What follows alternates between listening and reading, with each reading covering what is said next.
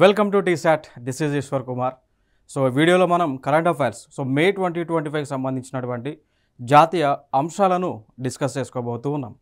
So ప్రధానంగా మనం చూసుకుంటే ఇక్కడ జాతీయ అంశాలకు సంబంధించి అవార్డ్స్ సంబంధించి ఒక అంశం మనకు న్యూస్లో కనిపిస్తూ ఉంది.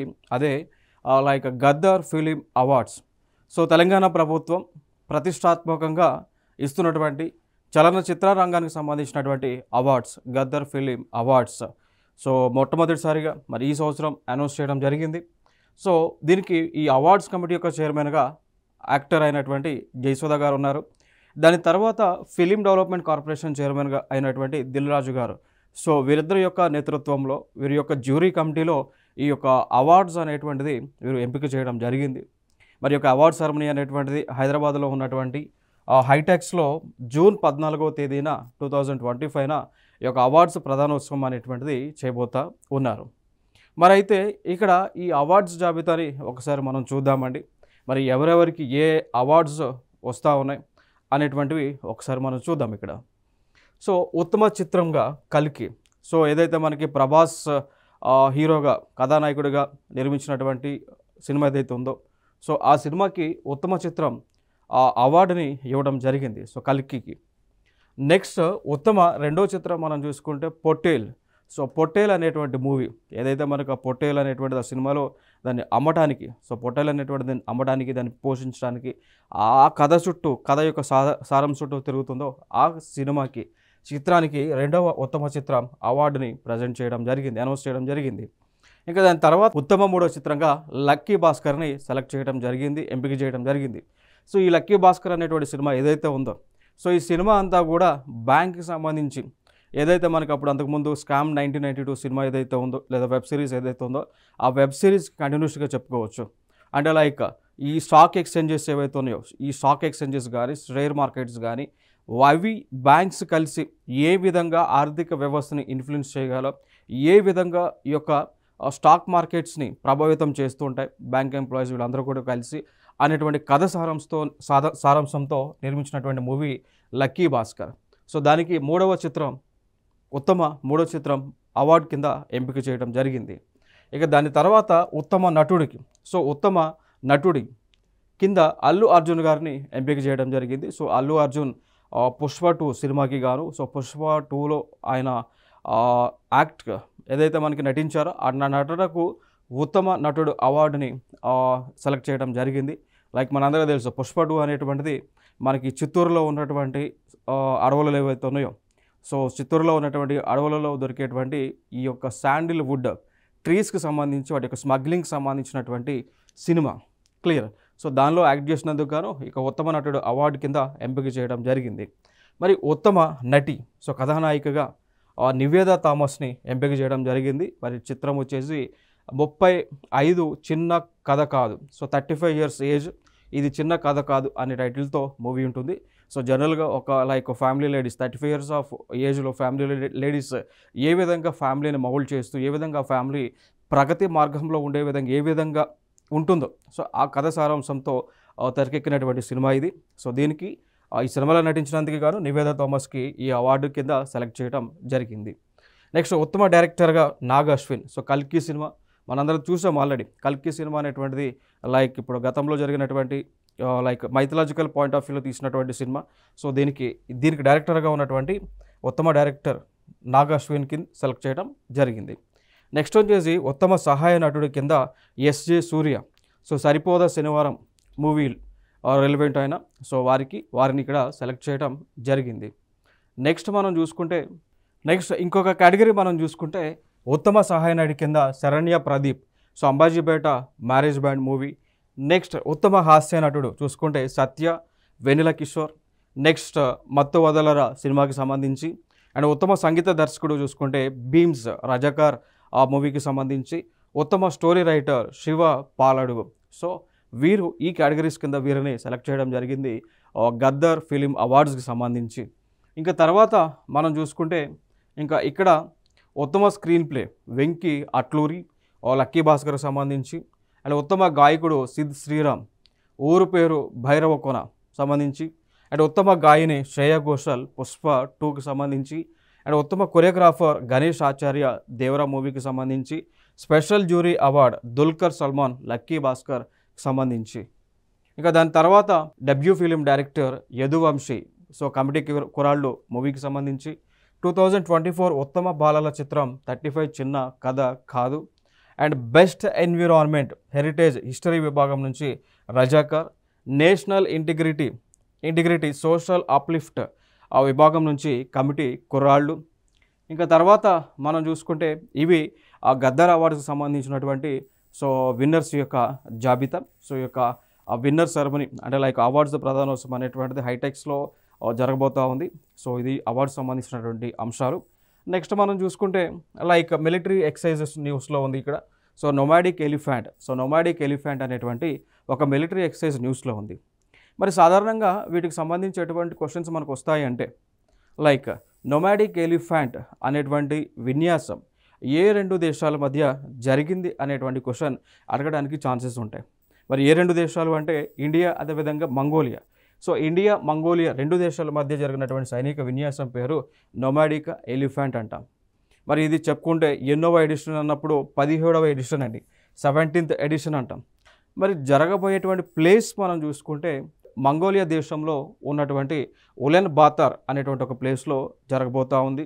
సో 31st మే నుండి 13th జూన్ 2025 వరకు కూడా ఇది జరుగుతుంది. ఇది ఒక సైనిక విన్యాసం. మరి గతంలో చూసుకుంటే 2024లో కూడా ఈ యొక్క మంగోలియా ఇండియాకి మధ్య నొమాడిక్ ఎలిఫెంట్ అనేటువంటి సైనిక విన్యాసం జరిగింది. అది మనం చూసుకుంటే మేఘాలయలో ఉన్నటువంటి ఉమ్రై. సో మేఘాలయలో ఉన్నటువంటి ఉమ్రై అనేటువంటి ఒక ప్రదేశంలో ఇది జరగటం జరిగింది. క్లియర్. నెక్స్ట్ ఇంకొక అంశం మనం చూసుకుందాం. ఇస్రో వారు విడుదల చేసినటువంటి report Indian space situational assessment report 2024కి సంబంధించి వీరు విడుదల చేయడం జరిగింది. ISRO Indian space research organisation. మరి ఈ రిపోర్ట్ యొక్క సారాంశం ఏంటి అంటే 2024 డిసెంబర్ 2024 వరకు ఇస్రో నుంచి 136 స్పేస్ క్రాఫ్ట్లు అండి. సో 136 ఉపగ్రహాలను లేదా శాటిలైట్స్ను లాంచ్ చేసుకోవడం జరిగింది. ఓకేనా. సో వివిధ రాకెట్స్ ద్వారా లాంచ్ చేయడం జరిగింది. ఓకే, లైక్ స్పేస్ క్రాఫ్ట్స్ అంటే మనకి రాకెట్స్ అండి. సో దీని ద్వారా అంటే లైక్ 136 స్పేస్ క్రాఫ్ట్స్ని వీరు లాంచ్ చేసుకోవడం జరిగింది. ఇక దాని తర్వాత ఇంకొక వ్యవస్థను మనం యూజ్ చేస్తూ ఉన్నాం. దాన్ని కొలిజన్ అవాయిడెన్స్ మాన్యువర్స్ అంటాం. So nothing but cam, collision avoidance manoeuvres. అంటే ఇక్కడ ఏం జరుగుతుంది అంటే మనము ఈ రాకెట్స్ అనేటువంటి ఏదైతే మనం ప్రయోగిస్తామో దాని ద్వారా ఏం జరుగుతుంది, ఆ రాకెట్ హెడ్స్లో శాటిలైట్స్ ఉంటాయి. ఆ శాటిలైట్లను మనం తీసుకెళ్ళి ఎక్కడ పెడతాము అంటే ఇక్కడ ఇప్పుడు భూమికి పైగా దాదాపు 400 కిలోమీటర్ల ఎత్తులో ఒక ఆర్బిట్ ఉంటుంది. సో దానినే లోయర్ అర్త్ ఆర్బిట్ అంటాం. భూమికి 400 కిలోమీటర్ల ఎత్తులో ఒక ఆర్బిట్ ఉంటుంది. సో దాన్ని లోయర్ అర్త్ ఆర్బిట్ అంటాం. సో ఈ ప్లేస్లో ఈ శాటిలైట్లను ఈ ఉపగ్రహ అంటే లైక్ మనం ఈ రాకెట్ల ద్వారా తీసుకెళ్ళినటువంటి శాటిలైట్లు ఏవైతే ఉన్నాయో వాటిని మనము ఈ ప్లేస్లో పెడతా ఉంటాం. సో పెట్టినప్పుడు అవి భూమి చుట్టూ కూడా తిరుగుతూ ఉంటాయి. సో పర్టికులర్ ఆర్బిట్లో ఈ శాటిలైట్స్ అన్నీ కూడా తిరుగుతూ ఉంటాయి. సో ఇక్కడ అంటే కేవలం ఒక్క దేశమే కాదు, సో ప్రపంచంలో ఉన్నటువంటి అన్ని దేశాలు కూడా ఇక్కడ ఏం చేస్తాయంటే ఆ దేశాలకు సంబంధించినటువంటి ఉపగ్రహాలను ఈ 400 కిలోమీటర్స్ ఎత్తులోనే పెడుతూ ఉంటాయి. సో ఆ సందర్భంలో ఏం జరుగుతుందంటే ఈ శాటిలైట్స్ అనేటువంటివి రొటేషన్ లేదా ఆర్బిట్ చుట్టూ తిరిగే టైంలో ఒక్కొక్కటి గుద్దుకునే ఛాన్సెస్ ఎక్కువగా కనిపిస్తుంటాయి. అట్లా గుద్దుకొని కూడా ధ్వంసమైనటువంటి సందర్భాలు చాలా ఉన్నాయి. సో అందుకోసం మనం ఏం ఉన్నాము అంటే మన ఉపగ్రహాలు అనేటువంటివి ఈ లోయర్ అర్త్ ఆర్బిట్లో తిరిగేటప్పుడు రొటేషన్ ఆర్బిట్స్ అయ్యేటప్పుడు ఒకదానికి ఒకటి గుద్దుకోకుండా ఉండే విధంగా మనం ఏం చేస్తున్నామంటే ఈ టెక్నాలజీ ఉపయోగిస్తూ ఉన్నాం. సో కొలిజన్ అవాయిడెన్స్ మాన్యువర్స్ అనేటువంటి ఒక టెక్నాలజీ ఉపయోగించి మన శాటిలైట్స్ వేరే దేశాల శాటిలైట్స్ మధ్య కొలిజన్ లేకుండా గుద్దుకోకుండా తగు చర్యలను తీసుకొని వాటిని సురక్షితంగా మన భూమి చుట్టూ కూడా తిప్పేటువంటి కార్యక్రమం చేస్తూ ఉన్నాం. తద్వారా మనకి ఇక్కడ ఏం జరుగుతుందంటే ఇన్ఫర్మేషన్ ట్రాన్స్ఫర్ అవుతూ ఉంది. తద్వారా ఇన్ఫర్మేషన్ అనేటువంటిది మనకు ట్రాన్స్ఫర్ అవుతూ ఉంది అండి. ఓకే, సో ఇది ఒక అంశం. Next debris free space machine by 2030. So ఇంకొక మనము ఒక ప్రాజెక్ట్ లాంచ్ చేస్తూ ఉన్నాం. సో 2030 కల్లా ఏ శాటిలైట్లు అయితే భూమి చుట్టూ తిరుగుతూ ఉపయోగకరంగా లేకుండా ఉంటాయో, సో అంటే లైక్ మనకు ఉపయోగపడినటువంటి శాటిలైట్స్, డెత్ అయినటువంటి శాటిలైట్స్ అంటే ఎక్విప్మెంట్స్ పాడవటం, వర్కింగ్ ఆగిపోయినటువంటి పనికిరానటువంటి శాటిలైట్స్ ఏవవుతున్నాయో వాటిని మొత్తాన్ని కూడా కొలాప్స్ చేసేటువంటి కార్యక్రమాన్ని 2030 కల్లా మనం సాధించేటువంటి కార్యక్రమాన్ని చేయబోతా ఉన్నామండి. నెక్స్ట్ ఇంకొక మనకు ప్రాజెక్ట్ ఉంది. ఏ ప్రాజెక్ట్ అంటే network for space objects tracking and analysis project. So దాన్ని నేత్ర అంటాం. సో ఈ ప్రాజెక్ట్ని మనం ఇంకా పటిష్టంగా అమలు చేసేటువంటి కార్యక్రమం చేయబోతూ ఉన్నాం. సో నేత్ర ప్రాజెక్ట్ ద్వారా ఏం చేస్తాం, కక్షలో ఉన్నటువంటి ఉపగ్రహాలు అవి లోయర్ అర్త్ ఆర్బిట్ కానీ, మిడిల్ అర్త్ ఆర్బిట్ కానీ, హైయర్ అర్త్ ఆర్బిట్ కానీ ఏ ఆర్బిట్స్లో ఉన్నా కూడా వాటిని ట్రాకింగ్ చేయడం, అనాలిసిస్ చేయడం, వాటికి మూమెంట్ ఎట్లా, మూమెంట్ని కంట్రోల్ చేయడము, కొలిజన్ జరగకుండా ఎటువంటి చర్యలు తీసుకోవాలో అవి తీసుకోవడం, ఆ కార్యక్రమాలన్నీ కూడా మనం నేత్ర ప్రాజెక్ట్ ద్వారా చేయబోతూ ఉన్నాం. సో కంప్లీట్గా ఈ నేత్ర ప్రాజెక్ట్ ఎవరి అధ్యక్షతన, ఎవరి సమక్షంలో జరగబోతూ ఉంది అంటే ఇస్రో యొక్క సమక్షంలో జరగబోతూ ఉంది. సో ఇండియన్ స్పేస్ రీసెర్చ్ యొక్క ఆర్గనైజేషన్ యొక్క సమక్షంలో ఈ ప్రాజెక్ట్ అనేటువంటిది జరగబోతూ ఉంది. వెరీ ఇంపార్టెంట్ ఇన్ఫర్మేషన్ ఇదంతా కూడా. సో ఇది అంటే కరెంట్ అఫైర్సే కాదు, సైన్స్ అండ్ టెక్నాలజీకి సంబంధించి కూడా చాలా చాలా చాలా ఇంపార్టెంట్ అయినటువంటి అంశం. ఇంకొక అంశం మనకు న్యూస్లో ఉంది, లైక్ TR1 సెల్స్ అంటాం. TR1 cells clear. సో ఈ TR1 సెల్స్ అనేటువంటివి రోగ నిరోధక శక్తికి సంబంధించినటువంటి సెల్స్. దాన్ని ఇమ్యూన్ సెల్ అంటాం. క్లియర్ కదా. సో TR1 సెల్స్ అనేటువంటివి మనిషి యొక్క రోగ నిరోధక శక్తిని పెంచేటువంటి సెల్స్. సో బాడీలో ఇమ్యూనిటీ పవర్ని డెవలప్ చేసేటువంటి సెల్స్. ఇప్పుడు ఇవెందుకు న్యూస్లో ఉన్నాయి, ప్రస్తుతం TR1 సెల్స్ ఎందుకు న్యూస్లో ఉన్నాయంటే ఈ TR1 సెల్స్కి ఒక కెపాసిటీ ఉంది అని సైంటిస్టులు, రీసెర్చర్స్ కనుగొన్నారు. ఏ కెపాసిటీ ఉంది అంటే ఇవి మలేరియా వ్యాధి ఏదైతే మనకి దోమల ద్వారా సంక్రమించేటువంటి మలేరియా వ్యాధి ఏదైతే ఉందో మలేరియా వ్యాధిని క్యూర్ చేసే కెపాసిటీ ఉంది అని రీసెర్చర్స్, డాక్టర్స్, సైంటిస్టులు కనుగొనడం జరిగింది. అట్లా ఇది న్యూస్లో ఉంది. క్లియర్ కదా. సో మరి ఈ పాయింట్ ఆఫ్ వ్యూలో క్వశ్చన్స్ ఎట్లా అడగవచ్చు, అడగడానికి ఛాన్స్ ఉందని మీకు డౌట్ రావచ్చు. ఎగ్జాంపుల్గా నేను చెప్తాను. Which among the following cells are related to immunity of the human being, లేదా ఇమ్యూనిటీ ఆఫ్ ది యానిమల్స్. యానిమల్స్కైనా ఇవే ఉంటాయి, హ్యూమన్ బీయింగ్స్కైనా ఇవే ఉంటాయి. ఎందుకంటే human being is also animal కదా. సో మనుషులు కూడా జంతువులే, కాకపోతే ఏంటంటే ఇక్కడ social animals. So human beings అనేటువంటి వాళ్ళు సోషలైజ్డ్ యానిమల్స్. మిగిలినటువంటి జంతువులు ఏంటి అంటే అవి ఆ అట్మాస్ఫియర్లో సోషలైజ్డ్ అయినప్పటికీ కూడా but when compared with IQ and EQ skills we are very high and further than those animals అనమాట. Okay, so that's the thing. So ఫైనల్గా ఈ TR1 సెల్స్ అనేటువంటి రిలేటెడ్ టు ఇమ్యూనిటీ సెల్స్. ఇంకా అవి కాకుండా కొన్ని సెల్స్ మనకు ఉన్నాయండి, అవన్నీ కూడా immunity cells. Like for example మనం చూసుకుంటే మాస్ట్ సెల్ అని, న్యాచురల్ కిల్లర్ సెల్ అని, బేజోఫిల్స్ అని, neutrophil, monocyte, B cell, T cell, macrophage, dendritic cell, eosinophil. Okay, so eosinophils. So ఇవన్నీ కూడా మనిషికి రోగ నిరోధక శక్తిని పెంచేటువంటి సెల్స్ అండి. క్లియర్ కదా.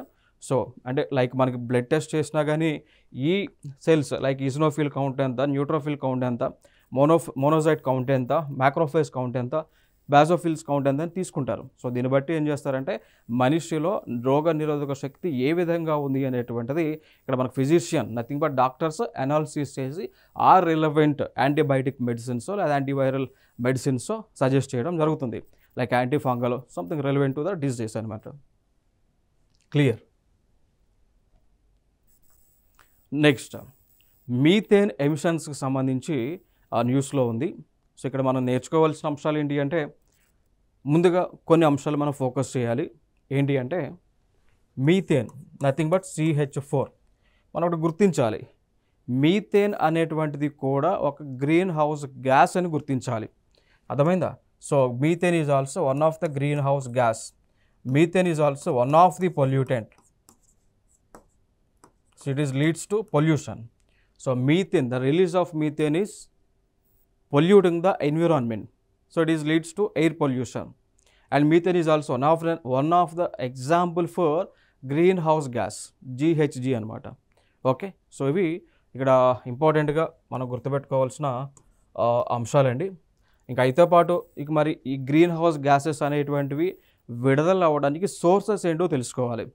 ఎందుకంటే గతంలో కూడా అడిగి ఉన్నారు, like the sources for green house gases, sources for methane, sources for carbon monoxide, sources for CO2 carbon dioxide గత ఎగ్జామ్స్లో కూడా అడిగి ఉన్నారు. కాబట్టి ఒకసారి మనం ఇది మీథేన్ న్యూస్లో ఉంది కాబట్టి దీని పాయింట్ ఆఫ్ వ్యూలో దీని యొక్క సోర్సెస్ ఏంటో ఒకసారి చూద్దామండి. ఓకే, సో గ్రీన్ లైక్ ఇక్కడ మీథేన్ అనేటువంటిది ఫెర్మెంటేషన్ ద్వారా రిలీజ్ అవుతుంది. ఓకేనా, సో ఎంటరిక్ ఫెర్మెంటేషన్ ద్వారా మీథేన్ అనేటువంటిది రిలీజ్ అవుతుంది. నెక్స్ట్ అగ్రికల్చర్ లేదా మాన్యూర్ మేనేజ్మెంట్ ద్వారా, సో ఈ అగ్రికల్చర్ సంబంధించి లేదా ఎరువులు చూస్తుంటారు కదా, సో ఈ పశువుల నుంచి వచ్చేటువంటి వేస్టేజ్ ఏదైతే ఉంటుందో సో దాని నుంచి కూడా మీథేన్ అనేటువంటిది రిలీజ్ అవుతూ ఉంటుంది అండి. దాని తర్వాత పశువులు కానీ జంతువులు కానీ మరణించిన తర్వాత కూడా ఈ మీథేన్ అనేటువంటిది రిలీజ్ అవుతూ ఉంటుంది. Clear. Next coal mining, so బొగ్గు తవ్వకాల దగ్గర నుంచి కూడా సో కోల్ మైన్ చేసేటప్పుడు కూడా మీథేన్ రిలీజ్ అవుతుంది. మున్సిపల్ సాలిడ్ వేస్ట్ నుంచి మీథేన్ రిలీజ్ అవుతుంది. ఆయిల్ అండ్ గ్యాస్ నుంచి మీథేన్ రిలీజ్ అవుతుంది. వేస్ట్ వాటర్ నుంచి మీథేన్ రిలీజ్ అవుతుంది. బయోమాస్ నుంచి మీథేన్ రిలీజ్ అవుతుంది. And stationary and mobile sources నుంచి కూడా ఈ మీథేన్ అనేటువంటిది రిలీజ్ అవుతూ ఉంది అండి. ఓకే, సో ఇవన్నీ కూడా sources of the methane. So ఇక్కడ వరకు ఒక ఆస్పెక్ట్. ఇక దాని తర్వాత ఇంకొక ఆస్పెక్ట్ మనం గుర్తుపెట్టుకోవాలి. ఏంటి అంటే ప్రపంచ దేశాలన్నీ కూడా ఒక అడుగు ముందుకు వేసి మీథేన్ ప్లెడ్జ్ని పాటించినాయి. సో మీథేన్ ప్లెడ్జ్ని పాటించినాయి. ఇక్కడ COP26లో సో కాన్ఫరెన్స్ ఆఫ్ పార్టీస్ 26 అనేటువంటిది జరిగిన సమయంలో ఈ ప్రపంచ దేశాలన్నీ కూడా ఏకతాటిపైకి వచ్చి మీథేన్ ప్లెడ్జ్ అనేటువంటి దాన్ని నిర్వహించుకోవడం జరిగింది. ఈ మీథేన్ ప్లెడ్జ్ యొక్క సారాంశం ఏంటి అంటే ఈ మీథేన్ ఎమిషన్స్ని తగ్గించడము అండి. సో ఏదైతే ప్రస్తుతం ఉన్నటువంటి మీథేన్ ఎమిషన్స్ ఉన్నాయో 2030 కల్లా అట్లీస్ట్ 30% మేర తగ్గించేటువంటి కాన్సెప్టే ఈ మీథేన్ ప్లెడ్జ్ అనేటువంటిది అండి. ఓకేనా, సో ఇంకొక అంశం ఏంటి అంటే ఇక్కడ ఈ మీథేన్ ఎమిషన్స్ అనేటువంటివి పెరగటం వలన మన యొక్క భూమి యొక్క ఉష్ణోగ్రతలు పెరుగుతూ ఉంటాయి. సో మీథేన్ ఉత్పత్తి రిలీజ్ పెరిగినా, కార్బన్ డైఆక్సైడ్ పెరిగినా, CO పెరిగినా, ఏ కాలుష్య కారకమైనటువంటి వాయువు యొక్క విడుదల జరిగిన అల్టిమేట్గా ఇక్కడ ఏం జరుగుతుంది అంటే భూమి యొక్క ఉష్ణోగ్రతలు పెరిగేటువంటి ఛాన్సెస్ ఎక్కువగా కనిపిస్తూ ఉన్నాయి. మరి భూమి యొక్క ఉష్ణోగ్రతలు కనుక గణనీయంగా పెరిగితే జరిగేటువంటి కార్యక్రమాలు ఏంటి అంటే భూమిపైన ఉన్నటువంటి గ్లేషియర్స్ అంటాం, సో హిమ పర్వతాలు అంటాం. సో భూమిపైన ఉండేటువంటి హిమ పర్వతాలు ఏవైతే ఉన్నాయో ఆ హిమ పర్వతాలన్నీ కూడా కరిగేటువంటి ఛాన్సెస్ ఎక్కువగా కనిపిస్తూ ఉంది. అవన్నీ కూడా మెల్ట్ అవ్వటం జరుగుతూ ఉంటుంది అండి. సో మెల్ట్ అయింది ఆటోమేటిక్గా హిమ పర్వతాలు ఇవన్నీ కూడా మెల్ట్ అయితే అప్పుడు జరిగేటువంటి నష్టం ఏంటి అంటే మన చుట్టూ ఉన్నటువంటి సముద్రంలో ఉన్నటువంటి నీటి మట్టం విపరీతంగా పెరుగుతుంది. సో ఎప్పుడైతే సముద్రంలో ఉన్నటువంటి నీటి మట్టం పెరుగుతూ ఉందో అప్పుడు లోతట్టు ప్రాంతాలన్నీ కూడా సముద్రంలో కలిసిపోతాయండి. లోతట్టు ప్రాంతాలు అవి నగరాలు కావచ్చు, రాజధానులు కావచ్చు, గ్రామ ప్రాంతాలు కావచ్చు, మండలాలు కావచ్చు, నగరాలు కావచ్చు, ఇవన్నీ కూడా నీటిలో మునిగిపోయి అంతరించిపోయేటువంటి సిచ్యువేషన్ కనిపిస్తూ ఉంటుంది. సో ఇవి జరగకుండా ఉండటానికి ఇప్పుడు మనం ఈ యొక్క పొల్యూటెంట్స్ని కంట్రోల్ చేయాల్సినటువంటి ఆవశ్యకత ఉంది. నెక్స్ట్ అంశం, ఇంకొక అంశం టెక్నాలజీకి సంబంధించింది, సైన్స్ అండ్ టెక్నాలజీకి సంబంధించినటువంటి అంశం అండి. Okay, so India's first artificial intelligence special economic zone coming up in Nava Raipur అండి. ఓకే, సో ఛత్తీస్గఢ్లో మనకి నవరాయ్పూర్ అనేటువంటి ఒక ప్రాంతం ఉంటుంది. ఆ ప్రాంతంలో భారతదేశంలో మొట్టమొదటి ఆర్టిఫిషియల్ ఇంటెలిజెన్స్ స్పెషల్ ఎకనామిక్ జోన్ని ఏర్పాటు చేయబోతూ ఉన్నారు. స్పెషల్ ఎకనామిక్ జోన్ని ఏర్పాటు చేయబోతూ ఉన్నారు అండి. ఓకే, సో నథింగ్ బట్ ఇది ఒక ప్లేస్, ఒక వెన్యూని క్రియేట్ చేస్తారు. స్పెషల్ ఎకనామిక్ జోన్ అనేటువంటిది ఒక ఇన్ఫ్రాస్ట్రక్చర్ ఉన్నటువంటి ఒక వెన్యూ అండి. ఆల్రెడీ దాంట్లో ఇన్బుల్ట్గా అక్కడ ఫెసిలిటీస్ అన్నీ కూడా ఉండడం జరుగుతుంది స్పెషల్ ఎకనామిక్ జోన్లో. ఆ ఫెసిలిటీస్ ఉపయోగించుకుని అక్కడ కంపెనీలు ఏర్పాటయ్యి అవి ప్రొడక్షన్ స్టార్ట్ చేయడానికి పాసిబిలిటీ ఉంటా ఉంది అండి. సో అయితే మనం చూసుకుంటే ఇప్పుడు ఏఐ సంబంధించి మొట్టమొదటి సెజ్ ఇది ఛత్తీస్గఢ్లో ఏర్పాటు చేయబోతూ ఉన్నారు. అయితే ఇప్పుడు దీని ద్వారా ఈ సజ్జ ద్వారా ఏంటి అంటే ఏ కంపెనీలు అయితే ఆర్టిఫిషియల్ ఇంటెలిజెన్స్ సంబంధించినటువంటి రీసెర్చ్లు చేస్తూ ఉన్నారో ఆ కంపెనీలు ఈ ప్లేస్లోకి వచ్చి వారి యొక్క కంపెనీలను ఎస్టాబ్లిష్ చేసి వాళ్ళు ఏఐ పైన రీసెర్చ్ చేయడానికి పాసిబిలిటీ ఉంటుంది అనమాట. సో భారతదేశాన్ని కూడా ఏఐ హబ్గా మార్చడానికి వెసులుబాటు అనేటువంటిది దీని ద్వారా ఉంటుందనేటువంటి అంశం. నెక్స్ట్ మరి అయితే ఇక్కడ భారతదేశంలో ఇప్పటి వరకు కూడా 423 సెజ్లను అప్రూవ్ చేయగా దానిలో 270 ఆల్రెడీ కరెంట్లీ ఆపరేషనల్ అంటే వర్క్ అవుతూ ఉన్నాయి. సో 423 సర్జరీలకి పర్మిషన్ ఇస్తే 270 ఆల్రెడీ కన్స్ట్రక్షన్ అయిపోయి వాళ్ళు వర్కింగ్లో ఉండటం జరిగింది. నెక్స్ట్ ఈ సర్జరీలన్నీ కూడా ఐటీ సర్జరీలు, బయోటెక్నాలజీ సంబంధించి, ఫార్మా, టెక్స్టైల్ అండ్ ఇంజనీరింగ్ సంబంధించినటువంటి సర్జరీలను ఏర్పాటు చేసుకోవడం జరిగింది. ఇంకొక అంశం ఏంటి అంటే ఇక్కడ స్పెషల్ ఎకనామిక్ జోన్ యాక్ట్ 2005ని తీసుకొచ్చి దానిని అనుసరించి ఈ యొక్క సెజ్లు అనేటువంటి దాన్ని ఏర్పాటు చేస్తూ ఉండటం జరిగింది. ఇంకా ప్రధానంగా మనం చూసుకుంటే సెజ్లు అనేటువంటివి తమిళనాడు, కర్ణాటక, తెలంగాణ, మహారాష్ట్ర, గుజరాత్ లాంటి ప్రాంతాలలో ఈ స్పెషల్ ఎకనామిక్ జోన్స్ అనేటువంటివి ఎక్కువగా ఉండటం జరిగింది మనకి.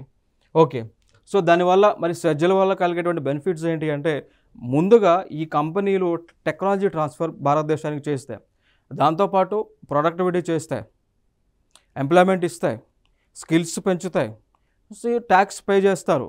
సో ఇవన్నీ కూడా సెజ్ల వల్ల కలిగేటువంటి బెనిఫిట్స్గా మనం చెప్పుకోవచ్చు అండి. ఓకే, సో దాని తర్వాత ఇంకొక అంశం మనం గుర్తుపెట్టుకోవాల్సిన అంశం ఏంటి అంటే మరి ఈ ప్రాజెక్ట్కి సంబంధించి అంటే లైక్ ఈ యొక్క ఏఐ సెజ్కి సంబంధించి కొంత ఇన్వెస్ట్మెంట్ని like rack bank data centres private limited వారు ఇండోర్కి చెందినటువంటి వారు దాదాపు ఒక 1000 crores ఇన్వెస్ట్మెంట్ చేయబోతా ఉన్నారు. సో ఇది మనకి స్పెషల్ ఎకనామిక్ జోన్స్కి సంబంధించినటువంటి ఇన్ఫర్మేషన్ అండి. ఇంకొక అంశం ఇక్కడ మనం చూసుకున్నట్లయితే యశోద ఏఐ అనేటువంటిది మనకు న్యూస్లో ఉంది. సో నథింగ్ బట్ ఇక్కడ ఏంటి అంటే కేంద్ర ప్రభుత్వానికి సంబంధించినటువంటి national commission for women, so వీరు యశోద ఏఐ అనేటువంటి ఒక పాలసీని రిలీజ్ చేశారు. దీని ద్వారా ఏం చేయబోతా ఉన్నారు అంటే భారతదేశంలో ఉన్నటువంటి మహిళలు ఎవరైతే ఉన్నారో ఆ మహిళలకు కొన్ని ల్యాబ్స్ ఏర్పాటు చేసి ఆ ల్యాబ్లలో ఏఐ ఆర్టిఫిషియల్ ఇంటెలిజెన్స్కి సంబంధించి ట్రైనింగ్ని ఇవ్వబోతా ఉన్నారు. సో ఇది గవర్నమెంట్ తీసుకొచ్చినటువంటి కాన్సెప్ట్ ఇది. సో సింపుల్ యాజ్ చెప్పాలి అంటే మహిళలలో ఆర్టిఫిషియల్ ఇంటెలిజెన్స్కి సంబంధించినటువంటి స్కిల్స్ని పెంచడము, ఆర్టిఫిషియల్ ఇంటెలిజెన్స్ ఆ టూల్స్ ఎట్లా యూజ్ చేయాలి, దానివల్ల ఏ విధంగా బెనిఫిట్స్ పొందాలి, దానితో పాటు వారే స్వయంగా ఆర్టిఫిషియల్ ఇంటెలిజెన్స్ వ్యవస్థని ఏ విధంగా రూపొందించాలనేటువంటివి ఇవన్నీ కూడా ల్యాబ్స్ ద్వారా ట్రైనింగ్ అనేటువంటిది ఇవ్వబోతా ఉన్నారు. సో ఫైనల్గా ఈ యొక్క కాన్సెప్ట్ వచ్చేసి యశోద ఏఐ అనేటువంటి కాన్సెప్ట్ లాంచ్ చేసింది నేషనల్ కమిషన్ ఫర్ ఉమెన్ అనమాట. ఓకే, సో ఇవి ఇక్కడ ఇంపార్టెంట్ అంశంగా మనం చెప్పుకోవచ్చు. ఇంకొక అంశం మనం ఇక్కడ చూసుకున్నట్లయితే ఇక్కడ యాంటీ మైక్రోబియల్ రెసిస్టెన్స్ మరియు జంతు ఆరోగ్యం 2025 రిపోర్ట్ న్యూస్లో ఉంది. సో యాంటీ మైక్రోబియల్ రెసిస్టెన్స్ అదేవిధంగా యానిమల్ హెల్త్కి సంబంధించిన రిపోర్ట్. ఈ రిపోర్ట్ని ఎవరు విడుదల చేశారు అంటే world organisation for animal health అంటాం. World organisation for animal health వీరు ఈ రిపోర్ట్ని విడుదల చేయటం జరిగింది.